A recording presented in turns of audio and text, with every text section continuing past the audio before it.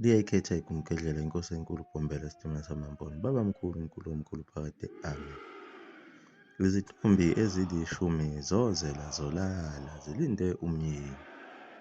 Lapho kukhulunywa ngezintombi ezaziya emkhosini othile kaNkulunkulu ezaziphelelwe ngamafutha.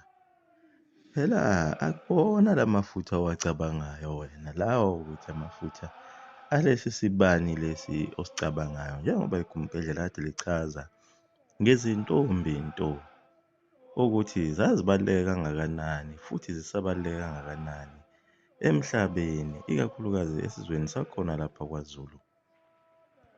Izintombi nto lezi ziyathandwa kakhulu uNkulunkulu, lezi phela okuthiwa ngamakhosazana. Izintombi lezi zikwazi ukuhamba lapho kungahanjwa khona, ziqwale izintaba, ziyocela imvula, ziyohlangana noNkulunkulu phela. Zibuye zihlangane noNkulunkulu bemvula okuthiwa oNomkhubulwane. Ziphethe, zithwele amaqoma, ziphathele uNomkhubulwane entabeni. Lona wena ongeke wakwazi ukuhlangana naye ngoba phela silwane somhlola. Ziphethe konke ukudla okuthandwa uNomkhubulwane. Lapho zibuyayo ziyothi mazibuya ine imvula. Lezi ntombi nto zazithi mazisaya khona zihambe amabanga amade. Ziya khona entabeni ziyohlangana noNkulunkulu, ziyobika usizi lwesizwe. Amafutha awakhulunywa ngawo kwakungewona lamafutha owacabangayo. Futhi naso isibani kwakungesona isibani lesi osicabangayo sokukhanyisa esivutha umlilo. Kukhulunywa ngalesi yasibani esingezansi kwenkaba. Nawo amafutha, kukhulunywa ngamafutha atholakala khona laphaya ngezansi kwenkaba. Yiwo phela lamafutha okuthi uma sekuzokhulekwa esangweni lapho none khona intombi nto yomnumzane kuthiwa inja idle amafutha. Nazo futhi izinsizwa lezi ziyakufakaza lokhu ukuthi uma zisho izibongo noma zibhinqa intombi zithi awu amafutha ey'nduku zethu. La mafutha lawa ayaphela kumuntu wesifazane ongaseyona intombi nto osesetshenziswe ngabantu besilisa. Inja idle amafutha. Nazo-ke lezi ntombi nto, ingxenye yazo izintombi ezilishumi zazingasezona izintombi nto ngekhathi zithi phela zihamba ziya kulo mkhosi. Kulapho khona ezavele zazela zalala khona endleleni lapho phela okwakuphunyulwa khona ngoba kwakuhanjwa amabanga amade. Bese kuba khona iziteshi zokuma lapho kuphunyulwa. Kulapho lezi ntombi lapho ezathi ziphaphama khona, zaphaphama ezinye izintombi zingasekho, sezikude kakhulu, seziwuqalile umkhosi. Nakho lokho kwaba yinhlanhla ngoba ukube zaphumelela ukuhamba lezi ntombi ziyokhwela intaba lapho kunalesi silwane somhlola khona ekuthiwa nguNkulunkulu, zazingeke zibuye zonke ngenxa yalezi ntombi ezilishumi ezasezonakele. Phela akafuneki umuntu osuke engaseyona intombi nto phakathi kwazo lezi ntombi nto ngoba phela uyamxosha uNkulunkulu, uxosha ubungcwele. uNkulunkulu ebese eyaqhela kulezi ntombi nto, nazo bese zingenwa umoya lo wokuthi zigcine sezifana nawe wena ongene phakathi kwazo. Yingakho phela amabhunu agcine bulawela kona lokho ukuthi ahambe azafika kulesi sigodlo sezintombi nto. Nakho ukuthi futhi ayesazi izimfihlo zakhona esigodlweni nezintuba zonke zokuphuma nokungena. Kwabonakala ukuthi aseyingozi kakhulu. Kodwa empini yasesandlwana amabhunu ayeziqhelelanisile nayempi yasesandlwana. Kodwa ikhona eminye imithonsenyana yamabhunu enyonyobile ilekelela amabhunu izobasaplaya ngezinhlamvu. Izincengela phela kulobu bukhosi obukhulu obungaka bamaNgisi.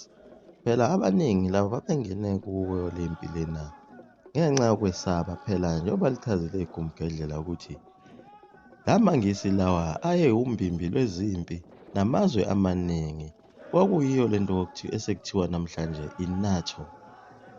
Liwabalile igumgedlela amazwe okuyiwona ayengenile kulempi yasesandlwana ukuthi kuzocoboshiswa lesi sizwe sakwaZulu.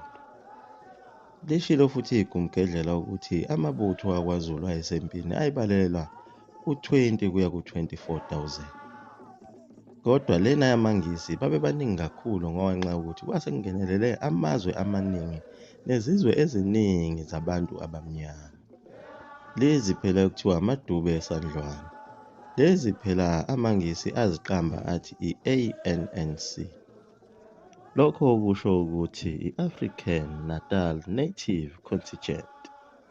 Labo phela kwakungabantu abamnyama behambisana namakhosi abo bezinikele embusweni wamangisi benza umbimbi kodwa phela beyimikhovu yawo amangisi.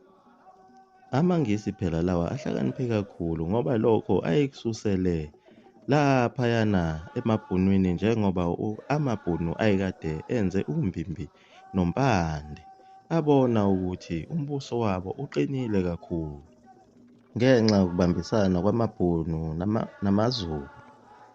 Yiko phela lokho okwakucasula kakhulu yena ungqondongqondo lona phela umdidiyeli wamangisi uSir Berkeley Frere ngoba phela wayefuna ukudla lelizwe lamabhunu aphinde edle lelizwe lamaZulu. Ilona kuphela izwe elaselisele lingacoloniziwe.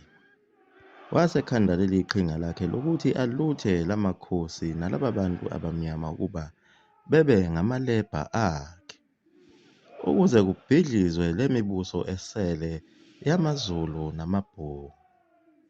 Lokho phela wayekopele kwenye insizwa yakhona lena ko-Canada okuthiwa uLord Carnarvon eyagila izimanga nayo ngapha kulelizwe laseMelika lapho khona eyaphuca khona abantu abamnyama abangamaNdiya indawo yabo ababehlala kuyo.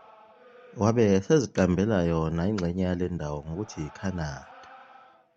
Naye-ke uSir Berkeley Frere yona wayethi ufuna ukwenza yona lento kulelizwe kodwa isiphazamiso esikhulu kwakuyiwona amabhunu namaZulu. Njengoba sichazile ukuthi izizwe eziningi zavele sezinqotshiwe yadliwa imihlaba yazo. Sikhulumile nangesizwe saseSwazini ukuthi naso sabona ukuthi angeke size silunge kulento. Kungcono sivele sisheshe sizinikele singene ngaphansi kwayo iBritain. Kwakuyiyo-ke inhloso yempi yasesandlwana eyayisungulwe nguye uSir Berkeley Frere. Nayo indaba yamasiko lena phela yayenziwa kwaZulu iyona engayifuni kakhulu ngoba phela wayefuna ukufaka le nkolo yakhe ngalabo thisha phela abathunyiwe esikhulume ngabo abasuka khona lena ko-Britain. Nayo uSir Berkeley Frere yona usebenzela yona inkosazana lena. Ufuna zonke izindaba nayo yonke imithetho ibikwe kule nkosazana. Konke okungafuni ukungena ngaphansi kwale nkosazana kumele kufe ngoba phela yiyona iphethe umhlaba. Kodwa ukuze usinde kufanele ukuthi umukele leli gama uthi alikho elinye igama ngaphandle kwaleli gama lale ndoda lena eqhamuke nale nkosazana. Futhi uma umukele leli gama uyosindiswa. Liyasindisa leli gama. Uma ulibiza leli gama uyosinda olwakeni lale nkosazana ngoba phela yiyona efuna kube njalo. Kodwa uma ubiza amanye amagama eyokubulala le nkosazana ngoba ukhombisa uphawu lokuthi wena uyazigqaja ngobu-Afrika, uyinkosi enenkani egolozana nomhlaba esanamathele emasikweni kaNkulunkulu nayobabamkhulu. Ikona phela lokho okwakubulalisa naso isizwe lesi sama-Muslim esasilokhu sigabe ngegama lomprofethi wabo uMuhammad sithi uyedwa uNkulunkulu umenzi wezulu nomhlaba. UMuhammad uyisithunywa sikaNkulunkulu umenzi wezulu nomhlaba. Lesi sizwe safela khona lokho ngoba sasigolozile silokhu sisho njalo lento. Sabulawa ngokunqunywa. Iyoyoyo yileli gama liyasindisa.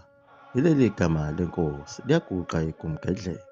Umzukulu wamafutha umkhovu uDwayne Ntombini Sowaphathe. Amen.